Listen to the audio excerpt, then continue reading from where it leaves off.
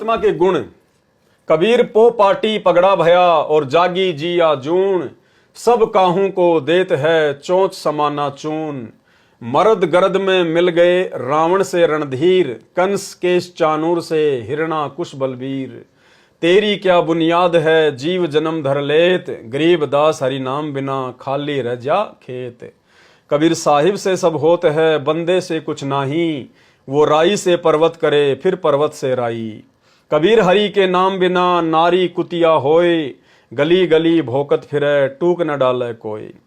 परमात्मा सर्व सुखदाता है, सर्व संकट मोचन हार है। निर्धन को धन, बांझ को पुत्र, कोडी को सुंदर काया, अंधे को आंख, बहरे को कान, गूंगे को जुबान परमात्मा प्रदान कर देता है। ये गुण हैं और ये समस्त गुण भाइयों और बहनों वर्तमान में परम पूज्य परमेश्वर सतगुरु रामपाल जी के अंदर विद्यमान हैं, क्योंकि स्वयं ये अल्लाह हैं, स्वयं ये खुदा हैं, स्वयं ये कबीर परमात्मा हैं। और ऐसे ऐसे ना जाने लाखों की संख्या में अनगिनत सुख परमेश्वर जी ने भगत समाज को प्रदान किए हैं। जो भगत भाई बहन हॉस्पिटलों में धक्के खा खा कर थक गए थे, बड़े बड़े हॉस्पिटल एम्स, पोलो, पीजीआई, जिन्होंने मना कर दिया था कि आपकी कैंसर का, आपके एड्स का, आपके इस ला इलाज रोग का हमारे पास कोई समाधान नहीं है, कोई इलाज नहीं है, केवल मरना ही शेष है। और जैसे ही उन आत्माओं ने सतगुरु रामपाल जी परमेश्वर जी से नाम दीक्षा प्राप्त की, मर्यादा में रहकर भक्ति की, परमेश्वर ने चंद ही दिनों में उनको घोड़े जैसा कर दिया, उनको स्वस्थ कर दिया। कोई कह भी नहीं सकता कि इस व्यक्ति को कभी ये रोग भी रहा होगा। तो ये समस्त गुण केवल परमेश्वर में होते हैं और वर्तमान में वही परमेश्वर सर्व गुणों से युक्त सतगुरु रामपाल जी स्वयं हैं।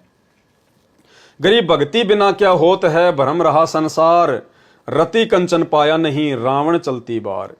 उपरोक्त परमात्मा के गुणों पर विचार करते रहना ध्यान यज्ञ कहलाता है, जो पूर्व में अन्य द्वारा बताया तथा किया जाने वाला हठ योग ध्यान नहीं है। ध्यान की परिभाषा ही नहीं है। किसी वस्तु पर मन को केंद्रित करना ध्यान कहलाता है, किसी वस्तु पर मन को केंद्रित करना ध्यान कहलाता है। जैसे हम भाई बहन परमात्मा की कोई पुस्तक पढ़ते हैं बड़े ध्यान से, तो वो ध्यान यज्ञ है। जैसे हम भाई बहन तीनों समय की आरती करते हैं ध्यान से, वो हमारा ध्यान यज्ञ है। हम गुरुदेव का सत्संग सुनते हैं ध्यान से, वो ध्यान यज्ञ है। हम परमेश्वर जी के द्वारा किया गया ये सरलार ध्यान से पढ़ रहे हैं, देख रहे हैं, ये ध्यान यज्ञ है। किसी वस्तु पर मन को केंद्रित करना ध्यान कहलाता है। यह ध्यान की परिभाषा है। जो कहते हैं कि संकल्प विकल्प सब समाप्त हो जाएं और सोचना भी समाप्त हो जाए, विचार शून्य हो जाना ध्यान की अंतिम स्थिति है। विचारणीय विषय है। जब चिंतन ही समाप्त हो गया तो फिर ध्यान कहाँ रहा। यानी जैसे आदमी रात को गहरी नींद में सो जाता है तो काहे का ध्यान करेगा। जब चिंतन ही समाप्त हो गया तो फिर ध्यान किस चीज का करेगा। जब चिंतन ही समाप्त हो गया तो फिर ध्यान कहाँ रहा। जिस समय विचार शून्य हो जाएगा तो मन को किस पर केंद्रित किया। विचार शून्य हो ही नहीं सकता। मन को केवल प्रभु के गुणों के चिंतन में केंद्रित करने को ध्यान कहा जाता है। वर्तमान में शिक्षित वर्ग ने एक मेडिटेशन शब्द पकड़ रखा है। कहते हैं कि कुछ समय योगा करता हूं, मेडिटेशन करता हूं, विचार रोककर मन को शांत करता हूं, मन को शक्ति मिलती है। यह केवल अपने मन को संतोष देने के लिए है।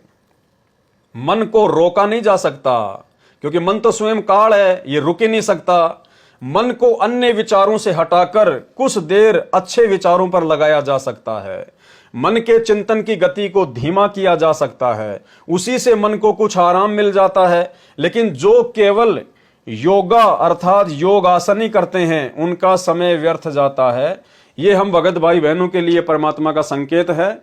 जो भगत भाई बहन जिम में जाते हैं, जो भाई बहन जिम में जाकर कसरत करते हैं, बहुत ज्यादा मेहनत करते हैं, या जो योगा करते हैं जैसे बाबा रामदेव वाले, तो परमेश्वर कह रहे हैं उनका समय व्यर्थ जा रहा है। भक्तों को योगा वागा करने की आवश्यकता नहीं है।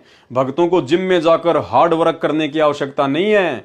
अगर आपको टहलना है, घूमना है, तो सुबह शाम वैसे रोड पे घूम लो, किसी पार्क में घूम लो, हल्का फुल्का व्यायाम कर लो, स्ट्रेचिंग वगैरह कर लो। इसके अलावा ये हार्ड वर्क करना जिम में जाकर या फिर योगा करना, ये परमेश्वर जी ने मना किया है।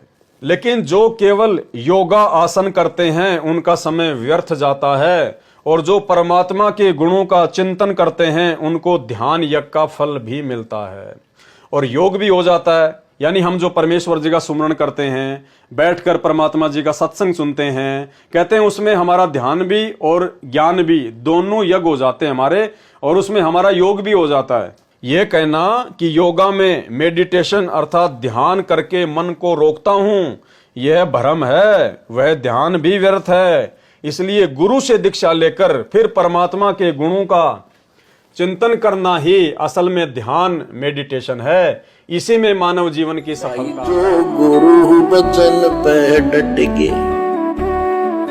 कट गए फंद 84 के, कट गए फंद 84 के, कट गए फंद 84 के।